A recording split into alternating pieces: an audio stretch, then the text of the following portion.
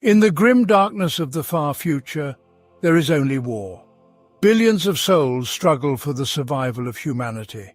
Yet even in the face of immeasurable threats, the Imperium remains a fortress, guarded by indomitable warriors.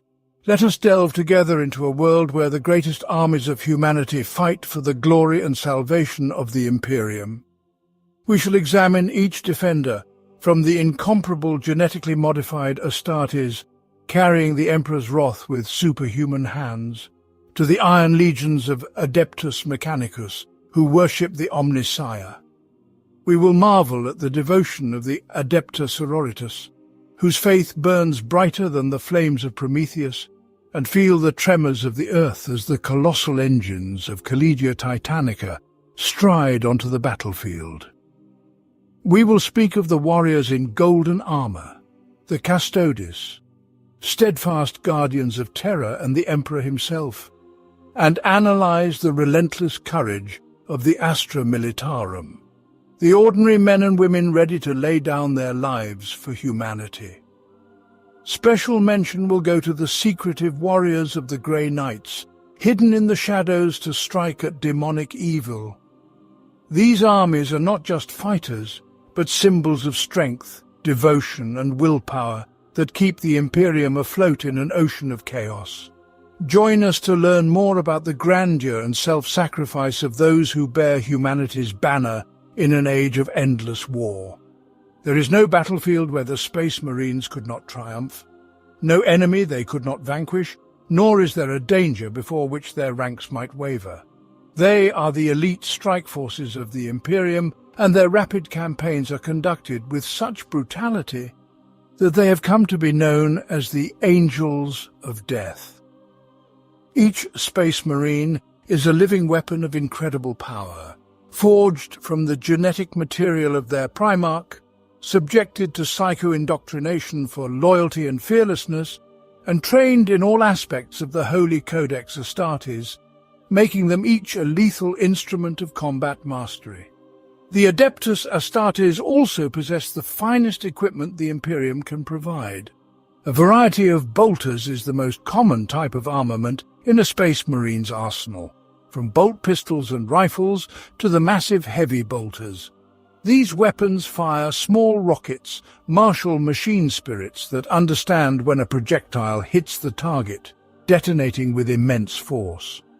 No less powerful is the Space Marine's power armor, incredibly durable, equipped with servomotors to augment already impressive physical capabilities, powered by a pack-integrated generator. Various types of power armor provide their wearer with advanced auto-senses and personal protection systems comparable to a light tank.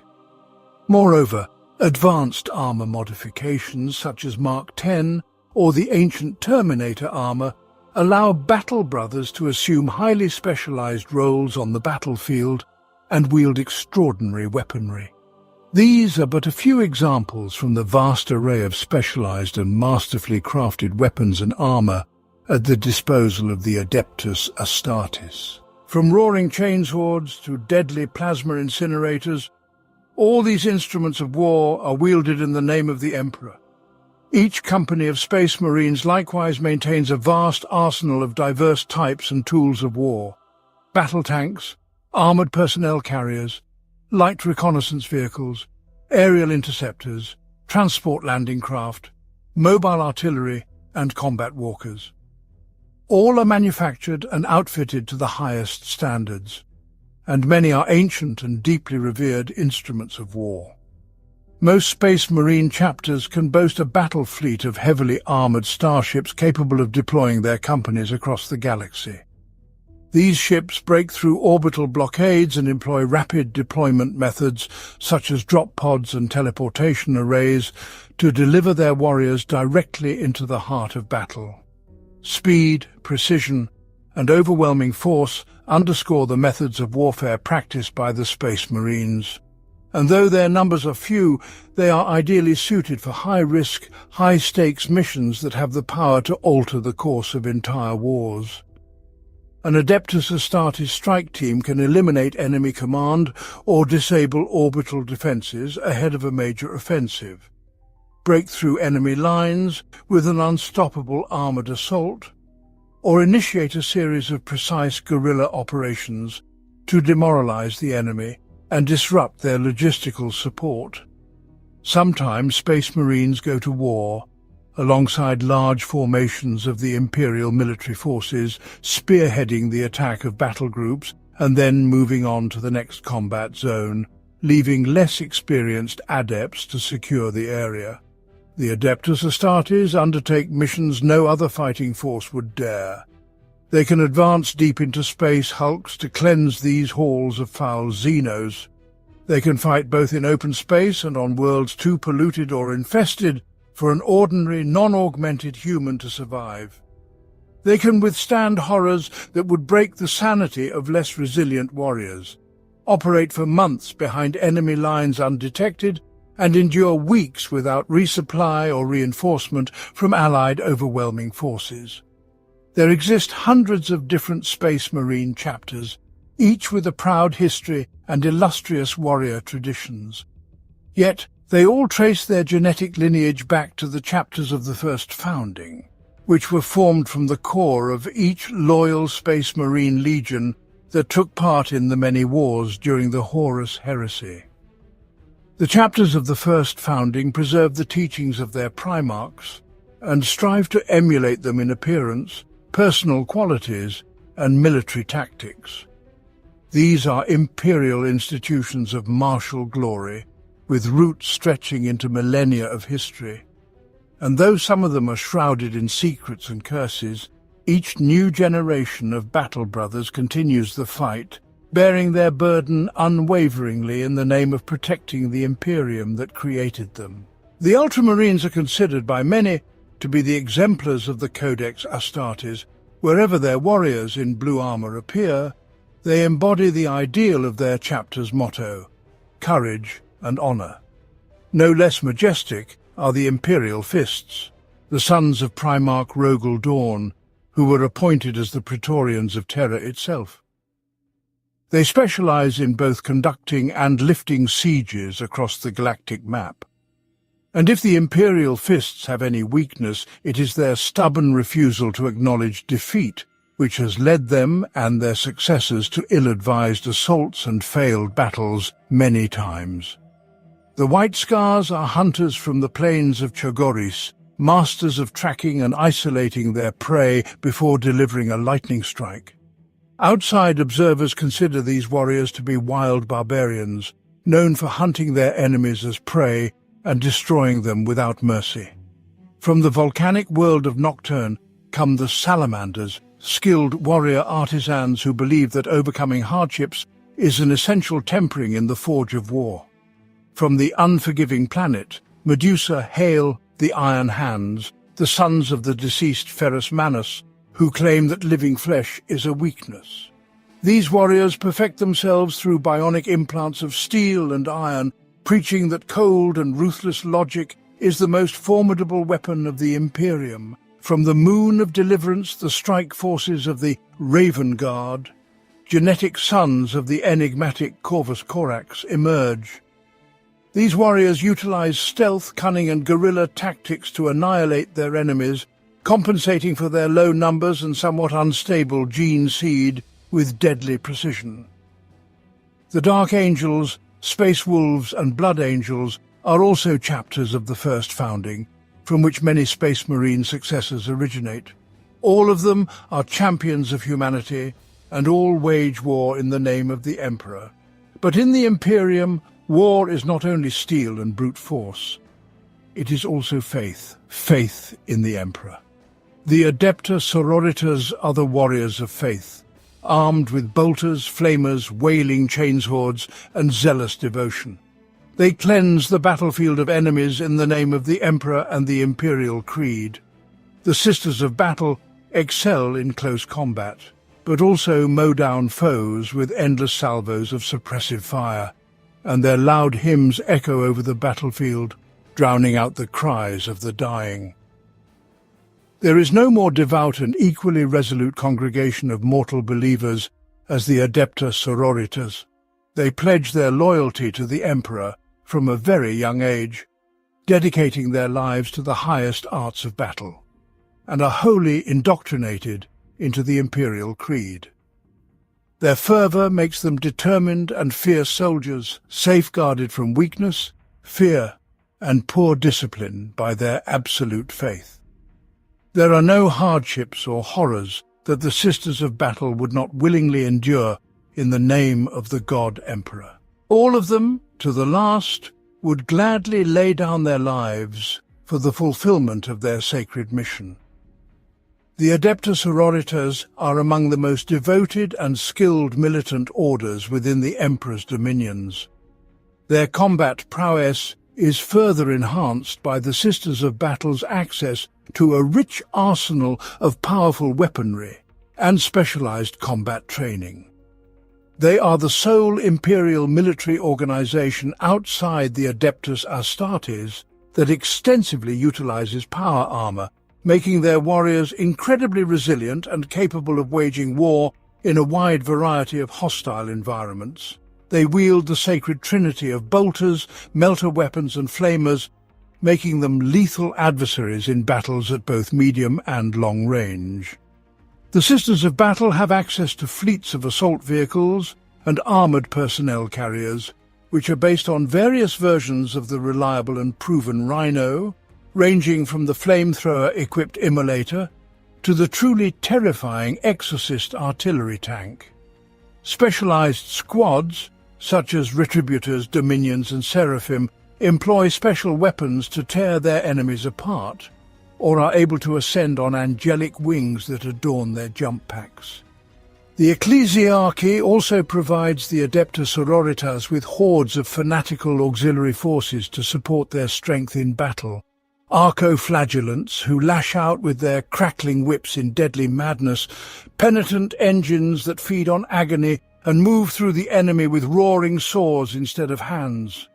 Sinister death cult assassins who venerate the Emperor through the act of enemy killing, and stalwart crusaders who raise their towering shields and advance step by step towards the foe. Brave commanders and powerful champions lead them into the fray. They range from fiery preachers and selfless hospitaller sisters to such strange and wondrous formations and embodiments as the Triumph of St. Catherine, or the living saint, bathed in bright light, who has died and been resurrected countless times throughout the history of the Imperium. The appearance of these latter figures speaks to the most astonishing aspect of the Adepta Sororitas as a military force. As they advance across the battlefield and their prayers ascend ever higher, friends and foes alike seem to perceive that the Emperor, in his benevolence, answers them personally. Enemy direct hits can miraculously ricochet, although they should have initially shattered the squad into splinters, or a projectile may deviate from its original trajectory sideways, even though the shot was fired with direct aim. Meanwhile, the fire of the Adepta Sororitas strikes weak spots in their opponent's armor against all odds, while unenhanced blades slice through inch-thick armor with supernatural ease. Foes and heretics may spontaneously ignite, while squads of battle sisters can pass through barrages of fire without even a scratch. Even their wounded may recover from seemingly mortal injuries to fight on, although, by all laws of logic, they should have long been dead. For the Adepta Sororitas themselves, such occurrences are mere proof of their faith and the Emperor's divine power. For them, such a turn of events is entirely natural when the will of the Master of Mankind manifests itself in this way. The strength of their faith is such that any other reality for the Battle Sisters is entirely unthinkable.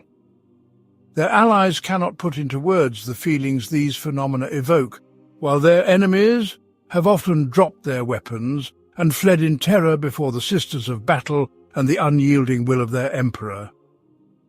But even if the enemy chooses to fight, they will not survive. Even on solo missions, the Adepta Sororitas possesses numerical superiority, firepower and relentless fury capable of crashing upon the foe and obliterating them in a lightning-fast assault. The Sisters of Battle typically favor large-scale combat deployments. An entire command descends onto the surface of hostile worlds aboard enormous vessels of the Ecliarchy. Upon contact with the planetary surface, these massive structures bathe the surroundings with gargantuan macro-flamers, followed by torrents of high-pressure holy water. Deafening psalms burst from loudspeakers, while enemy lands simultaneously burn and drown. As the flames rise and raging torrents of holy water fill the streets, squads of Adepta Sororitas disembark from their ships to commence the true purification of this world.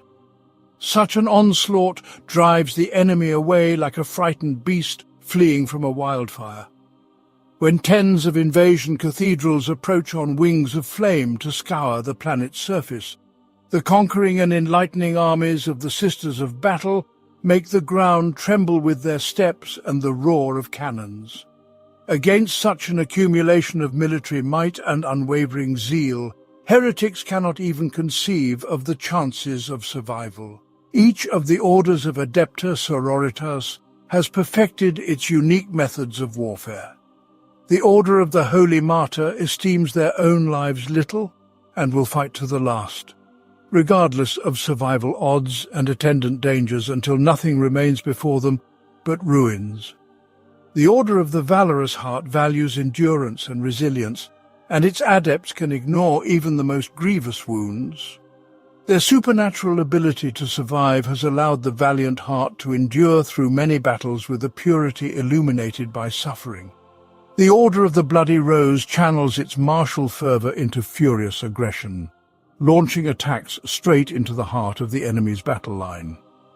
Meanwhile, the Order of the Argent Shroud unleashes a devastating hail of fire upon the foe, under which no one can hope to survive. Many other orders are scattered across the Emperor's domains, each representing a deadly engine for holy war against the myriad foes of the Imperium. Holy Terror is the heart of the Imperium, whose light illuminates the galaxy, and the darkness of enemies seeks to extinguish it. But those who dare approach too close will encounter an insurmountable barrier. The Adeptus Custodes are the first and greatest super-soldiers created by the Emperor.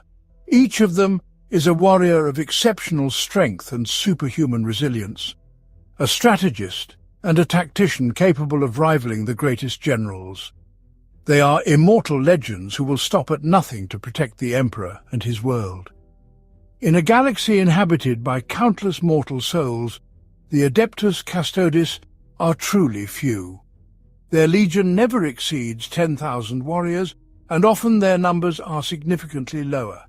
Nevertheless, one custodian can easily be equated to an entire regiment of soldiers. The secrets of the genetic alchemy underlying the creation of the Adeptus Custodes are among the most carefully guarded in the Imperium. Every cell in a custodian's body sings with incredible vitality and power, endowing them with the speed, resilience, strength, intelligence, and virtual immortality of a war god. Clad in golden armor and assembled into mighty shield hosts, there is no task the Adeptus Custodes cannot accomplish, nor is there an enemy they cannot vanquish. During the Great Crusade and the ensuing Horus heresy, these warriors were known as the Legio Custodes, and their sacred duty was to serve as companions to the Emperor and protect him at all costs. It was for this purpose that they were created. But when Horus dealt a mortal blow to the Emperor, the Legio Custodes failed in their duty. After the heresy, the Emperor's guards became the Adeptus Custodes, and for many thousands of years they watched over the imperial palace clad in mournful black. The Adeptus Custodes still serve as the guardians of the Emperor's palace, but as the passing years have dulled the sharpness of their great failure, they have realized that the most effective way to protect Terra is through active participation in the ongoing battle against humanity's countless enemies. To this end, many of the shield hosts now venture into the expanse of the Imperium. Guided by psychic foresight and numerous intelligence reports gathered by mysterious agents known as the Eyes of the Emperor, the Adeptus Custodes deploy unexpectedly. Their civic duty lies in overthrowing demagogues and warlords who might otherwise incite rebellion against Holy Terror. They also seek out and seal ancient and enigmatic artifacts whose very existence poses a threat to the throne, and return them to Terra to be locked deep within the black chambers beneath the palace. They safeguard the Imperium's future champions until they are strong enough to unlock their potential. They make terrifying examples of those who threaten the sanctity of the throne world and eradicate hidden dangers that pose such a grim threat that even the Inquisition cannot resolve them. Thus, the Adeptus Custodes serve as the supreme executors of the Emperor's will and his most diligent and effective protectors. In battle, the shield companies are utterly indomitable. Squads of warriors crush enemy ranks, while large-caliber bolters, spears, axes and swords rend their foes to pieces, their golden shields deflecting shots and blades as the custodians continue the fight. Each warrior carves his own path through enemy lines, adding new names to his ever-growing honor roll engraved on the inner plates of his armor. The shield companies employ military technology from the Imperium's golden age, including ancient Land Raider tanks, Contemptor dreadnoughts, and Dawn Eagle jet bikes, leaving bloody trails in enemy battle lines. Clad in magnificent Terminator armor, they teleport directly into the heart of battle, like lions on the hunt. Wherever the Adeptus Custodes strike, enemies perish with terrifying ease, and the foe's attempts to bring them down end in constant failure. Such is the fate of those who rise against the absolute power of the Golden Throne. A swift and bloody death awaits them at the hands of merciless titans, a warning to all others tempted to repeat the same fatal error. The Adeptus Custodes sometimes fight alongside the Sisters of Silence in allied formations known as the Talons of the Emperor. The Sisters of Silence are soulless, making them ideal hunters of psychers, as they are virtually immune to any psychic powers, from roaring witchfire to insidious mind control. The Sisters of Silence negate the sorcerous powers of enemies before dispatching them with bolter or blade. We shall now speak of those who command ancient machines and forge weapons worthy of gods. The Adeptus Mechanicus wield strange and enigmatic weaponry of phenomenal power. They are aggressive and merciless, valuing knowledge above all and sparing no hesitation to spill oceans of blood, both enemy and their own, in their endless crusade for the acquisition of technological remnants.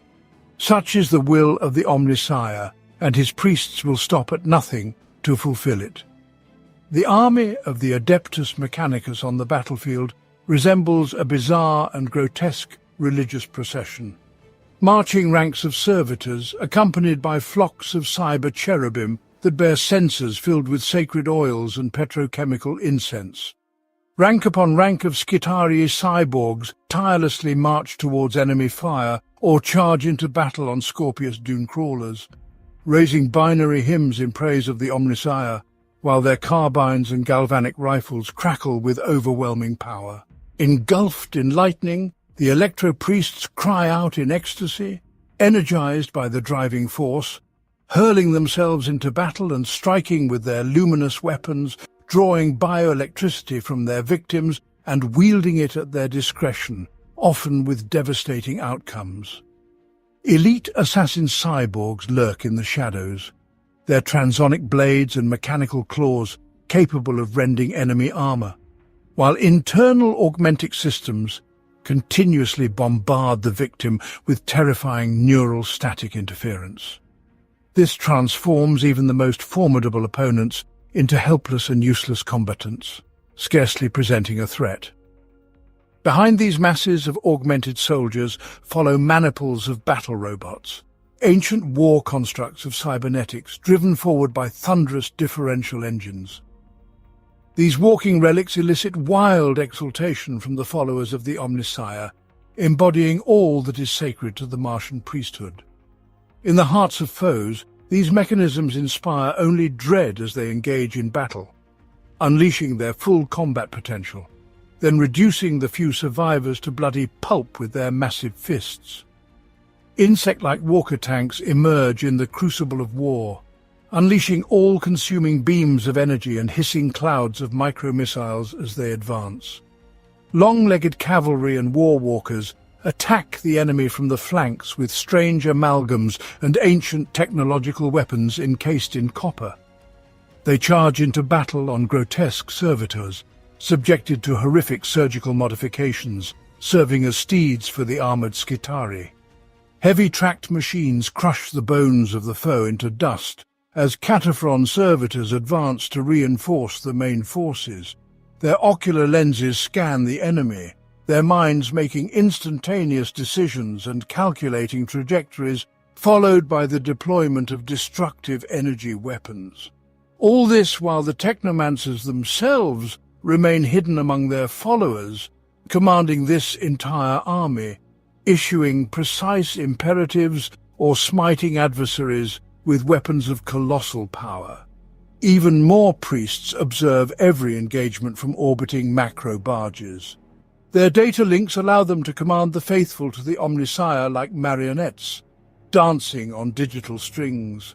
However, the most terrifying weaponry possessed by the Mechanicus are the colossal war machines, the power of which the devotees of the machine god unleash upon the unfortunate heads of their enemies. The massive knights transform the battlefield into a hellscape, and their noble pilot knights sing hymns to the Omnissiah, even as they launch volleys of devastating fire at their foes. Even more formidable are the Ordinatus machines, which can reach the size of an entire residential block. And the greatest treasure of the Adeptus Mechanicus are the godlike engines of the Collegia Titanicus. If the tread of these bipedal war engines shakes the planet's crust, and their monstrous shadows fall upon the land, then unquestionably the doom of the enemies of the Omnissiah is near. Although the Adeptus Mechanicus is formally subject to the laws of the Imperium, in practice their armies mobilize only when it serves the interests of the tech priests. These plans are as convoluted as they are incomprehensible to any who do not believe in the Omnissiah. At their core, they are almost always directed towards acquiring something at the cost of everything else. The planets of the Adeptus Mechanicus are known as forge worlds. Mars is the largest and oldest of them all, and each forge is a production supercomplex of unimaginable capabilities. Industry in the Adeptus Mechanicus always demands large quantities of raw materials, and it is not uncommon for the Skitari to embark on expeditions in search of new sources of fuel, ores, and other resources suitable for plundering.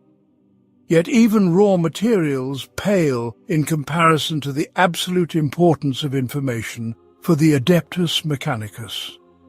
The followers of the Omnissiah believe that all knowledge, whether biological, technological, chemical, or otherwise, is the rightful property of the machine god and his servants.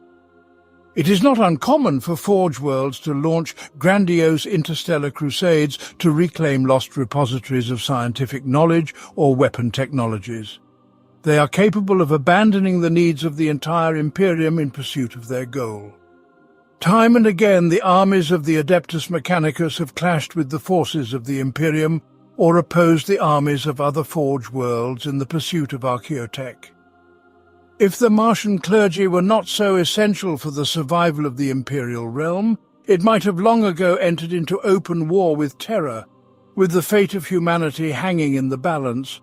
However, the Imperium needs the disciples of the machine god to continue its existence, and the reverse holds true as well.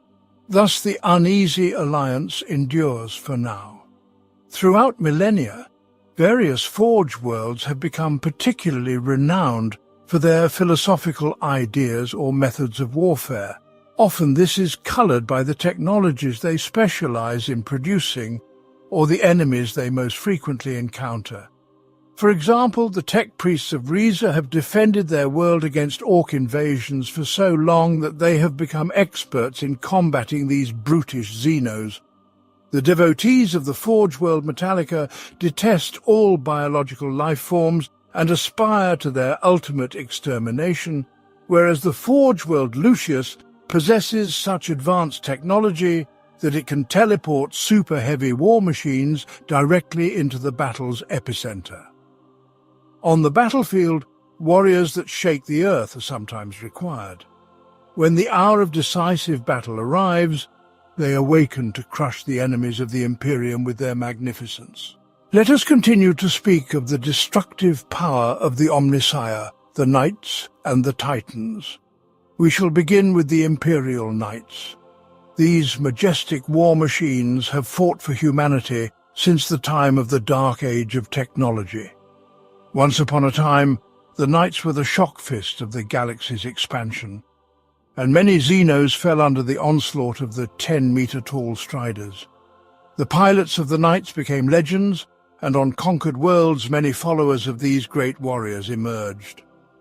With the onset of the Age of Strife, hundreds and thousands of their worlds were left to their own devices, locked within endless warp storms.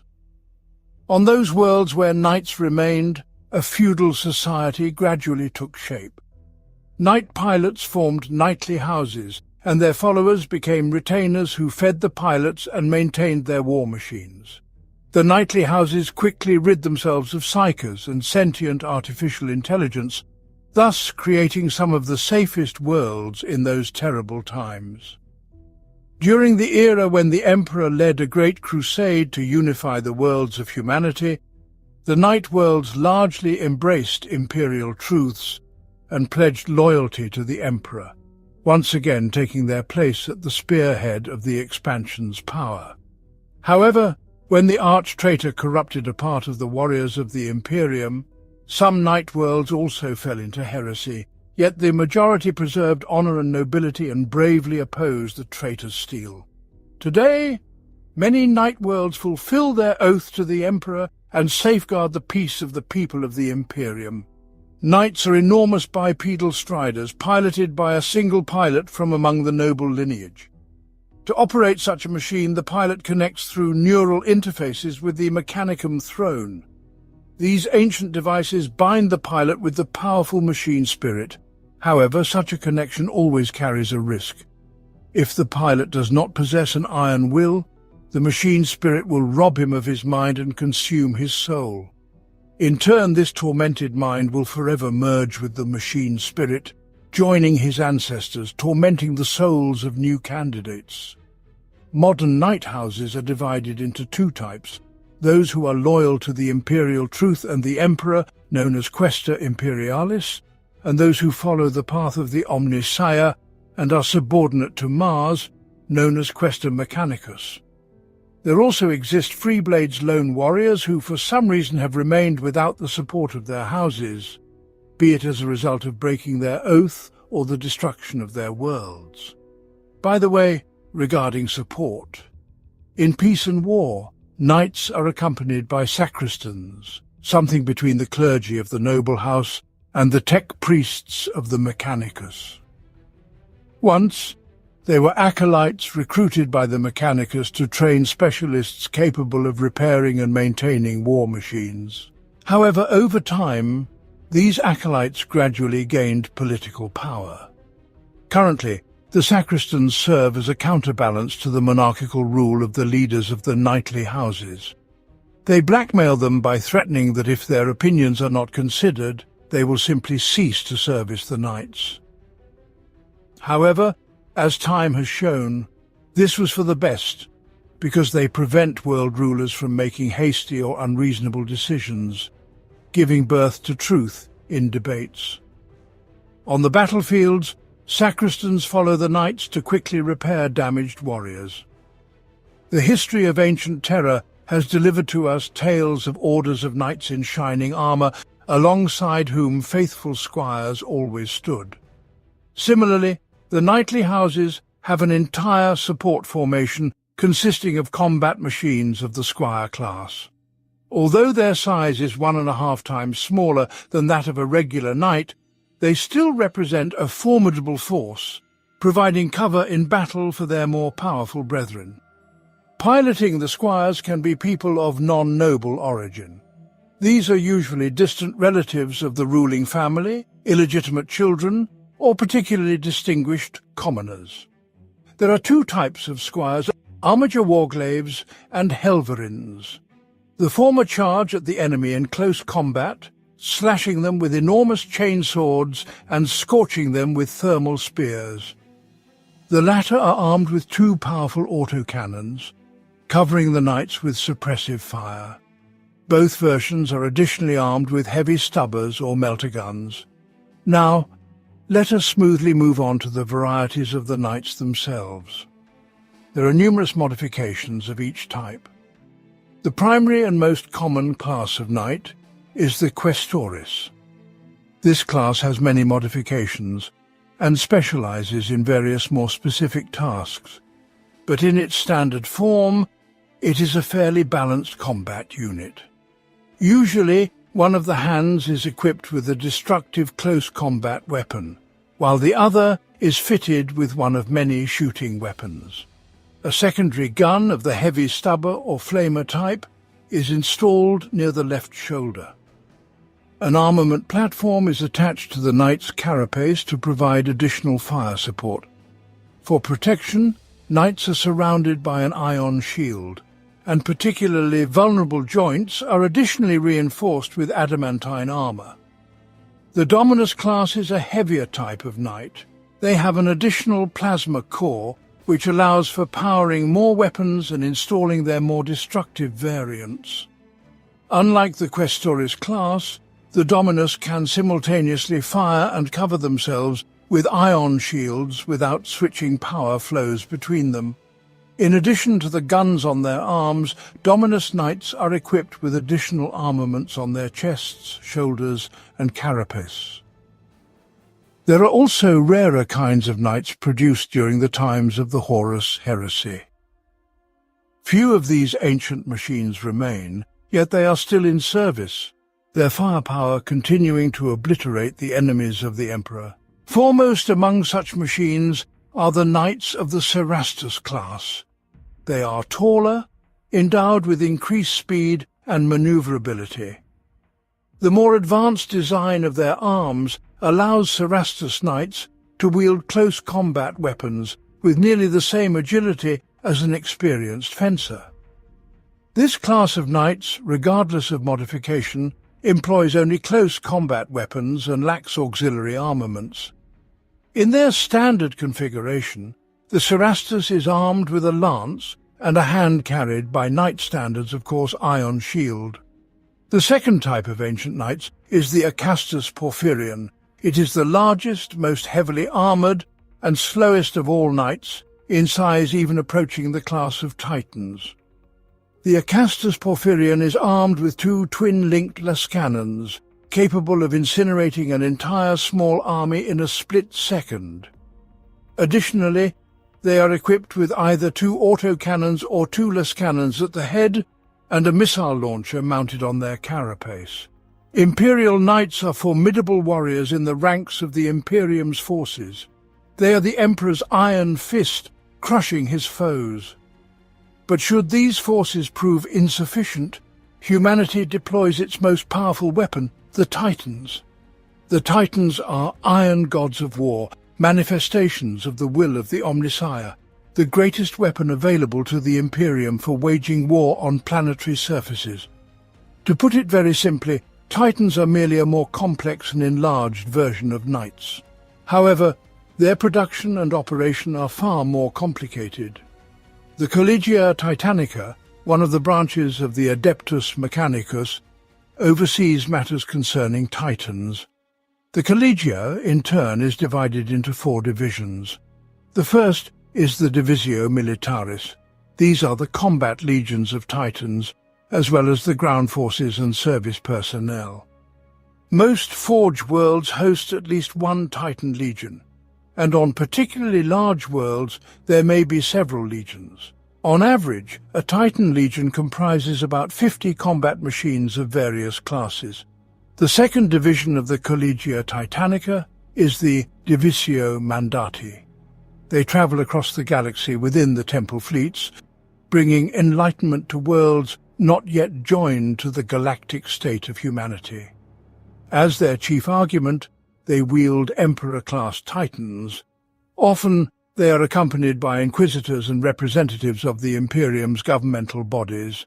The remaining two divisions of the Collegia Titanica are shrouded in an aura of mystery and enigma. The Divisio Investigatus is almost entirely located on Mars and is involved in researching and designing Titans and various improvements to their production. They appear on battlefields only when it is necessary to witness the fruits of their labor in action firsthand. The Divisio Telepathica, on the other hand, works with Psi Titans on secret forge worlds. Titans are extremely complex machines to operate.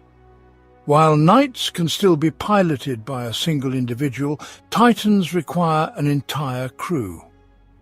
The most important pilot of a Titan is the Princeps. This is a member of the Mechanicus cult, specially trained for 8 years.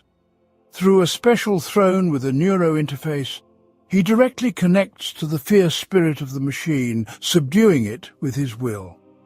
By connecting to the Titan, the Princeps not only can control the machine's body with the power of thought, but he also perceives it as his own, including the pain from enemy fire. Over time, the Princeps becomes so absorbed in the role of the Iron God that disconnecting from the neuro-interface and returning to the weak human body delivers a serious blow to the pilot's sanity. It is not uncommon for the Princeps to voluntarily agree to eternal implantation into the Titan to instill fear in the enemies of the Emperor for the rest of their lives. In such cases, the body is placed in an amniotic tank with a nutrient fluid. Unnecessary organs and body parts are also removed. This process is similar to how a mortally wounded space marine is placed into the body of a dreadnought. However, despite their colossal willpower, no Princeps can control a Titan alone. He is assisted by a team of Moderati. These are auxiliary pilots who also connect to the Titan but cannot directly control it. They can only instantly receive orders from the Princeps, and only then, for instance, help with precise weapon targeting. The Titan crew also includes sensor operatives, responsible for communication and enemy detection, and helmsmen, who assist in controlling the machine's movement and stability. This is not to mention the multitude of tech priests who monitor the Titan's condition and repair it, even in the heat of battle. Similar to Knights, Titans come in many different classes and modifications. The smallest among them is the Warhound-class Titan. This Titan, approximately 14 meters tall, serves the function of providing fire support for its larger brethren. It also conducts reconnaissance, as much as is applicable to such enormous machines. The Warhound is the only class of Titans not possessing a distinctly humanoid appearance. As armament, turbo lasers, plasma blast guns or flamethrowers are most commonly used. The function of protection is entrusted to 2 void shield generators. A more powerful class with a height of over 20 meters is the Reaver-class Titan, which is used directly for warfare. The first Reaver-class Titans were created during the Age of Strife and still demonstrate incredible effectiveness in open combat. However, despite thick adamantine armor and void shields, the energy reactor of this class is located in a vulnerable spot on the back. This is its weak point if, of course, the enemy can breach the shields and thick armor. In such a case, they can easily disable the Titan. The most common armament of the Reaver-class Titan includes a Gatling laser and a plasma blast gun, as well as a Carapace missile launcher. Currently, Reaver-class Titans are almost not produced, and are being replaced by more powerful types of Titans. Notably, the Warbringer Nemesis-class Titan deserves special mention. Such a Titan is employed for engaging large-scale targets. This is primarily due to the massive quake cannon mounted on its shoulders. With a single projectile, the Warbringer can obliterate another Titan or breach even the most fortified walls. Also installed on its shoulders are anti-aircraft systems, while its arms are equipped with weapons from the Reaver's arsenal. These Titans are quite rare and not often encountered on the battlefields. The most common Titan, however, is the Warlord-class Titan. Standing over 30 meters tall, its weapon arsenal is astounding in might. In addition to the standard weaponry for Imperial walkers in the Titan's arms, the Warlord also possesses shoulder-mounted cannons of no lesser caliber and auxiliary weapons on its hull. Its armaments include gigantic versions of plasma, laser and missile weaponry. All this is protected by powerful void shields. A notable distinction is the modification known as the Warlord Sinister. This is not just a formidable type of Titan, its power is truly terrifying. Instead of the standard control block typical in a Titan, the Warlord Sinister is equipped with the Siri Crux Anima, a special psychic matrix designed by the Emperor himself. Instead of Moderati, Alpha-level psychers are implanted within the Titan, and instead of a conventional Princeps, the machine is piloted by a pariah, a soulless individual. The mere presence of powerful psychers and a pariah, who is deadly to psychic entities, in one place can cause various anomalies and surges of uncontrolled energy. However, with the special matrix, this energy can be directed. Moreover, not only can the abilities of standard psychodisciplines be utilized, but on the scale of a Titan, the Warlord Sinister also emits an aura of unimaginable primal terror. Yet even this is not its primary weapon. Utilizing immensely powerful psi cannons, the energy from the union of the pariah and psychers is channeled as beams of darkness at the target. A brief warp rift opens where it strikes, instantly tearing souls from the living and atom by atom, transferring all matter into the immaterium. Nothing can survive such a horrific assault. Titans of this modification are extremely few and rare, and they are scarcely used in battle. But when they do engage, no enemy can withstand these engines of death. Now we shall move on to the largest Titan in the arsenal of the Collegia Titanica. The Imperator-class Titan, literally a walking fortress, a true god striding among the insignificant insects on the battlefield. Its size is around 60 meters. However, there is information about even more gigantic variants. The Adeptus Mechanicus believes that these Titans are the physical embodiment of the Omnissiah, with gigantic cathedrals constructed in the name of the god Emperor on their shoulders. The weaponry of the Imperator class is the largest available to ground forces. Only the cannons mounted on gigantic space cruisers are larger. As auxiliary weapons, those used as main armaments on, for example, a Warhound-class Titan might be employed. There are also specific variants, such as the Vulcan Mega Bolter. The Imperator-class Titan is the ultimate argument in any battle against any foe. 100 worlds have submitted to the will of humanity at the mere sight of such a war machine. When the enemy beholds an entire squadron of these Titans along with support from smaller classes, the thought of defeat overwhelms their minds. The Imperium is upheld not only by space marines, tech priests, or colossal Titans. On the front line, ordinary humans fight the wars. An army of millions serves as both the shield and sword of the Emperor, fearlessly standing against the immeasurable threats of the galaxy. The Astra Militarum is a bludgeon of galactic proportions, already raised for the strike.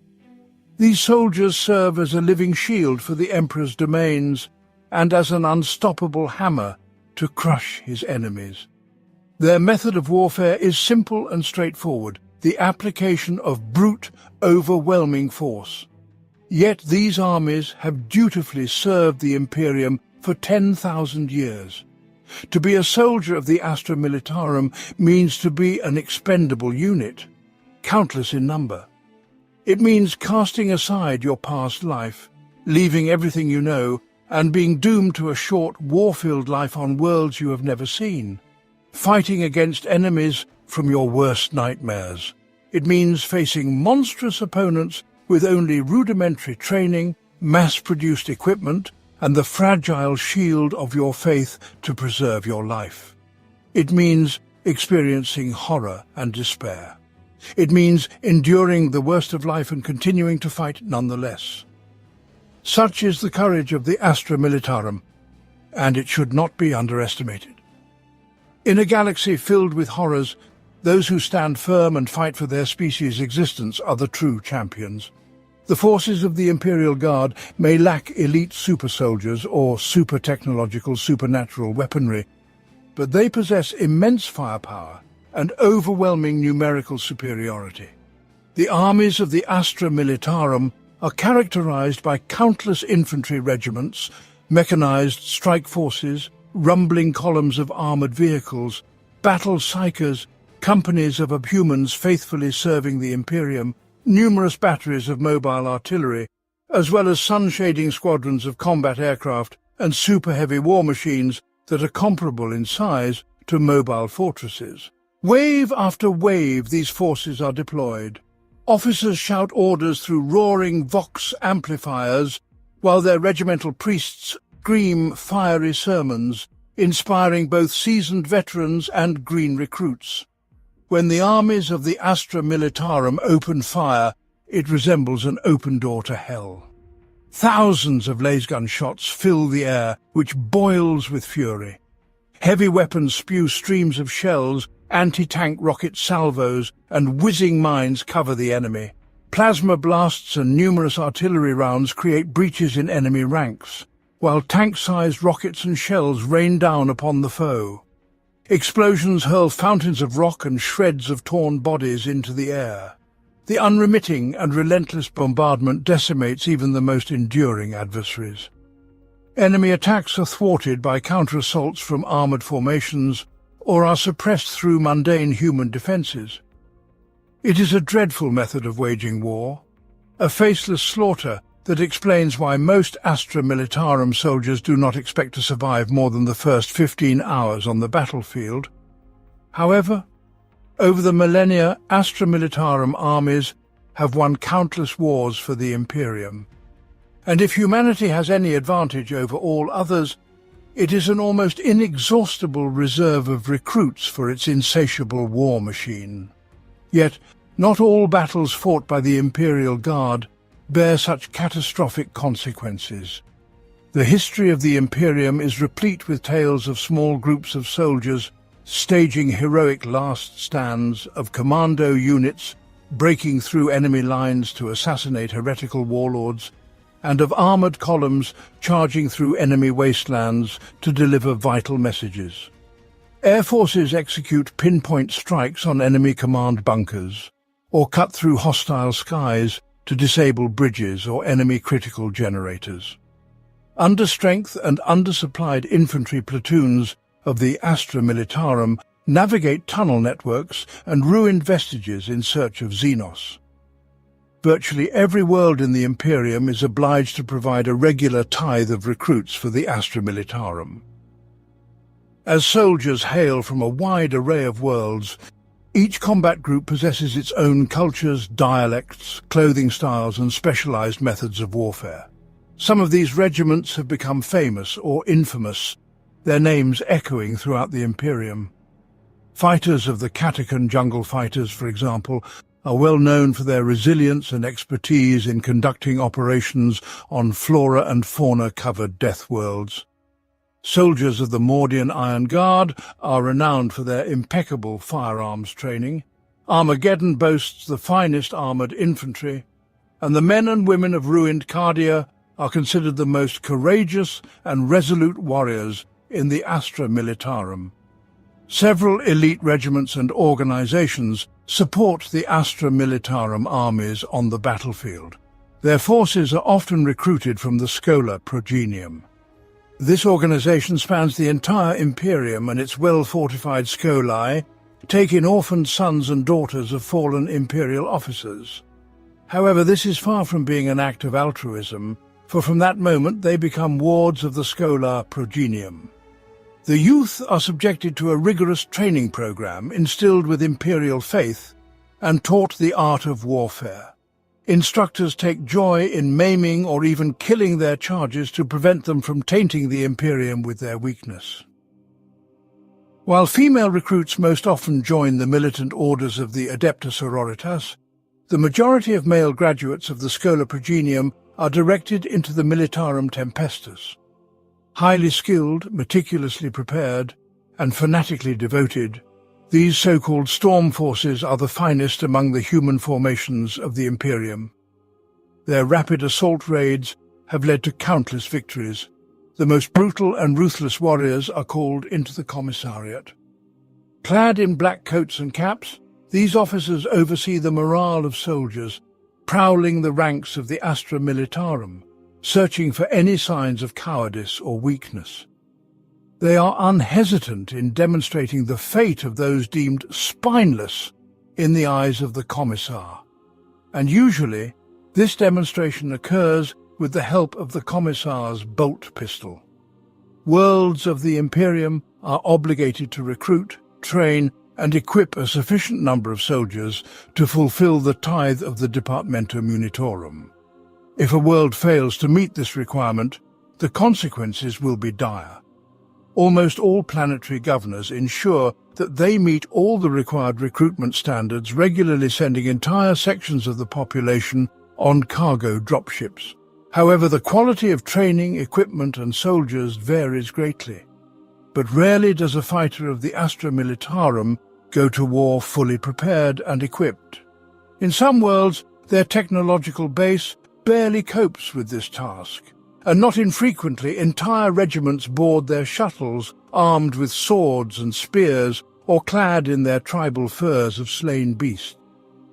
Other worlds use the tithe as an opportunity to get rid of undesirable elements, directing rebellious prisoners and bandits into the Astra Militarum. And there are worlds with extreme climates or conditions where people, under certain circumstances, can become hardy soldiers, but may be entirely unsuitable under other conditions. But the situation for humanity is exceedingly desperate.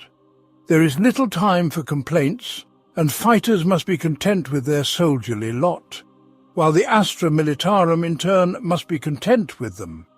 Yet there are enemies that cannot be defeated even by masses of soldiers, those whose existence is barely recognized by mortals. And when the horrors of the warp breach reality, the Grey Knights emerge from the shadows to battle the demons in the name of the Emperor. The Grey Knights are demon hunters.